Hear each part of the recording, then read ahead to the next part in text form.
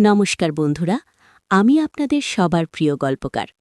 আজ আপনাদের জন্য নিয়ে এসেছি এমন এক গল্প যা আপনাদের মন ছুঁয়ে যাবে, আবেগের সাগরে ভাসিয়ে নিয়ে যাবে। এই গল্পটি পাঠিয়েছেন একজন নাম প্রকাশে অনিচ্ছুক অনুরাগী। আশা করি আপনারা এই গভীর এবং রোমাঞ্চকর কাহিনীটি উপভোগ করবেন। আর হ্যাঁ, এই গল্পের কোনো এক ফাঁকে আমি আমার ব্যক্তিগত আইএমও নম্বরটি দেব। সেই নম্বরটি পেতে হলে আপনাকে পুরো গল্পটি মনোযোগ দিয়ে শুনতে হবে, পুরোটা সময় আমার সাথে থাকতে হবে। গল্পের শুরুটা ছিল এক সাধারণ বাঙালি পরিবারে, শান্ত স্নিগ্ধ এক পরিবেশ। আমি রঞ্জনা, এক সাধারণ গৃহবধূ। স্বামী অরিন্দম, এক বহুজাতিক কোম্পানিতে উচ্চ পদে কর্মরত। আমাদের ছোট সংসার, আর আছে আমার ৯ বছরের ছেলে রিক। আমাদের বাড়িতে থাকত একটি কাজের লোক, নাম ধ্রুব। ধ্রুব ছিল আমাদের পাশের গ্রামের ছেলে। ওর বাবা হরিপদ অরিন্দমের বাবার পুরনো দিনের সহকর্মী ছিলেন। সেই সূত্রে অরিন্দমের বাবার সাথে হরিপদের একটা সখ্যতা ছিল। অরিন্দম যখন ছোট ছিল তখন হরিপদ প্রায়ই আসতেন তাদের বাড়িতে। সেই থেকেই ধ্রুবকে চেনা।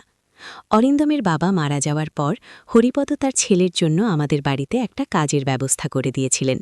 ধ্রুব তখন সবে ১৮ কি ১৯, চুপচাপ শান্ত স্বভাবের ছেলে, কিন্তু ওর চোখে মুখে একটা গভীরতা ছিল যা আমাকে সব সময় আকর্ষণ করত। প্রথম দিকে ধ্রুবকে আমি শুধুই একজন কর্মচারী হিসেবেই দেখতাম। প্রতিদিন সকালে এসে ঘরদোর পরিষ্কার করা, বাজার করা, তারপর দুপুরের রান্না, সব কাজই সে নিষ্ঠার সাথে করত। কিন্তু ধীরে ধীরে অবচেতন মনে ওর প্রতি একটা অন্যরকম টান অনুভব করতে শুরু করি। অরিন্দম প্রায়ই অফিসের কাজে বাইরে থাকত, কখনো ২ দিনের জন্য, কখনো বা সপ্তাহের শেষে ফিরত। এই সময়ে আমি বেশিরভাগ সময় একা থাকতাম। রিক স্কুলে থাকত। এই একাকিত্বটাই হয়তো আমার মনের গভীরে লুকিয়ে থাকা অন্য অনুভূতিগুলোকে উস্কে দিত। ধ্রুব যখন কাজ করত আমি প্রায়ই ওর দিকে তাকিয়ে থাকতাম। ওর শরীরের প্রতিটি বাঁক, ওর পেশিবহুল হাত যখন ঘর পরিষ্কার করত বা সবজি কাটত, তখন একটা অদ্ভুত শিহরণ অনুভব করতাম। ওর শান্ত মুখ, গভীর চোখ, আর মাঝে মাঝে যখন ও হাসত তখন মনে হতো যেন এক ঝলক রোদ এসে পড়েছে আমার নিস্তব্ধ জীবনে। আমি নিজেকে বোঝানোর চেষ্টা করতাম, এ তো শুধু সহানুভূতির টান, একজন গরিব ঘরের ছেলে একা থাকে, ওর প্রতি সহমর্মিতা। কিন্তু মন মানত না। একদিন অরিন্দম অফিসের কাজে বিদেশে চলে গেল, প্রায় মাসখানেকের জন্য। বাড়ি একেবারে ফাঁকা।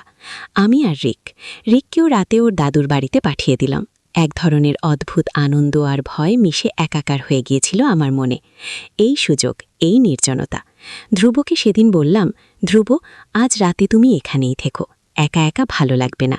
ওর চোখে মুখে একটু দ্বিধা ছিল, হয়তো বুঝতে পারছিল আমার কথার অন্য মানে, কিন্তু আমার জেদের মুখে ও রাজি হয়ে গেল। সেই রাতে ধ্রুব রান্নাঘরে কাজ করছিল, আমি পাশে বসে ওর কাজ দেখছিলাম। নীরবতা ভেঙে আমি প্রথম কথা বললাম, ধ্রুব, তোমার বাবার সাথে অরিন্দমের বাবার খুব ভালো বন্ধুত্ব ছিল, তাই না? ধ্রুব মাথা নেড়ে সায় দিল, হ্যাঁ দিদি, আমার বাবা প্রায়ই বলতেন অরিন্দম বাবুর বাবা মানুষটা ছিলেন খুব ভালো।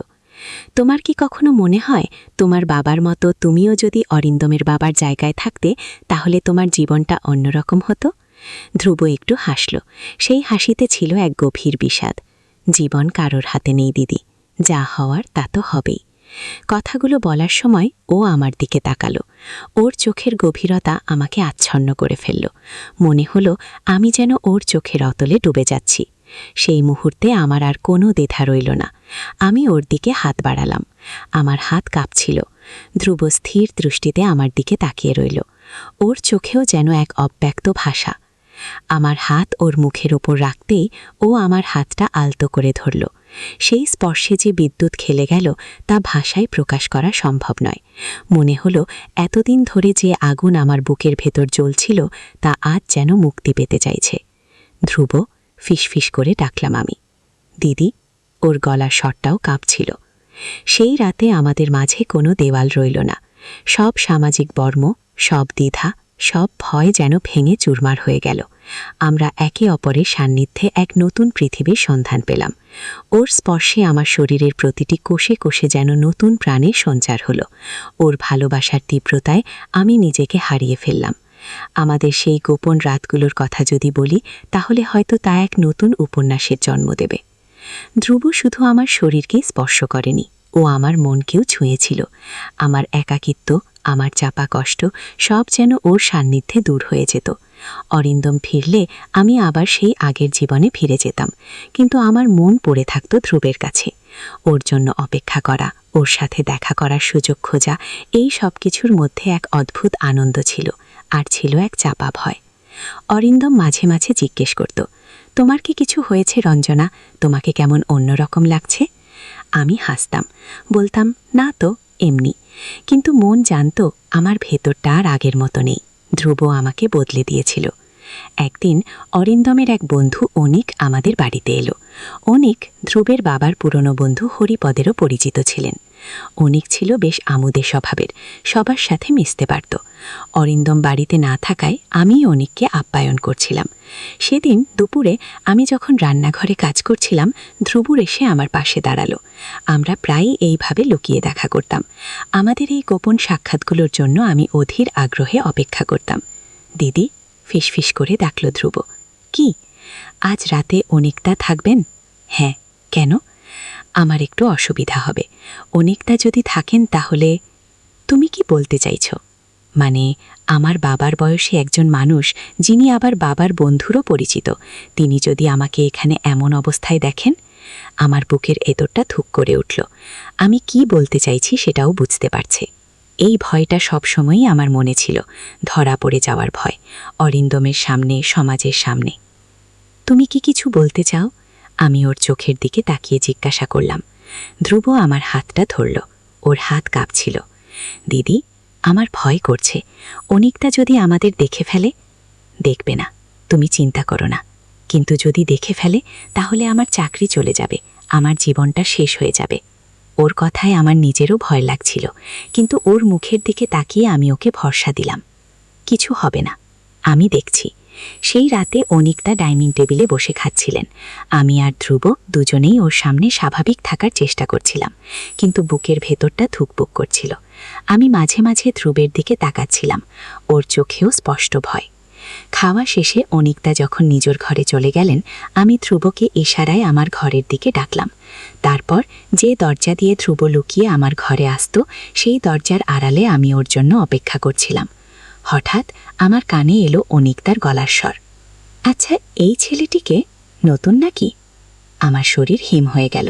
আমি বুঝতে পারলাম অনিকদা ধ্রুবকে দেখেছেন, আর ধ্রুব হয়তো এমন কোনো কাজ করছিল যা তার চোখে পড়েছে। হ্যাঁ, ও আমাদের এখানে কাজ করে, আমি কোনো মতে উত্তর দিলাম। বাবার কাজের জায়গায় কর্মচারীর বাবার বন্ধু? অনিকদা কি কিছু আন্দাজ করতে পারছেন? এই কথাটা কেন বললেন উনি? বাবার কাজের জায়গায় কর্মচারী, যার বাবা বাবার বন্ধু, আর সেই কর্মচারী অর্থাৎ ধ্রুব আজ আমার জীবনে।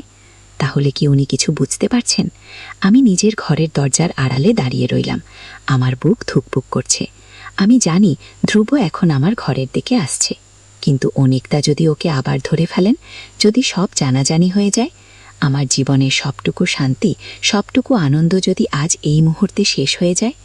ঠিক সেই সময় আমি আমার ঘরের দরজার কাছে ধ্রুবকে দেখতে পেলাম। ও আমার দিকে এগিয়ে আসছে। ওর চোখে মুখে একই রকম ভয়, কিন্তু হঠাৎ ওর পেছনেই আমি অনিকদাকে দেখতে পেলাম। উনি ধ্রুবের দিকে এগিয়ে আসছেন। আমার শ্বাস বন্ধ হয়ে এলো। এই বুঝি সব শেষ।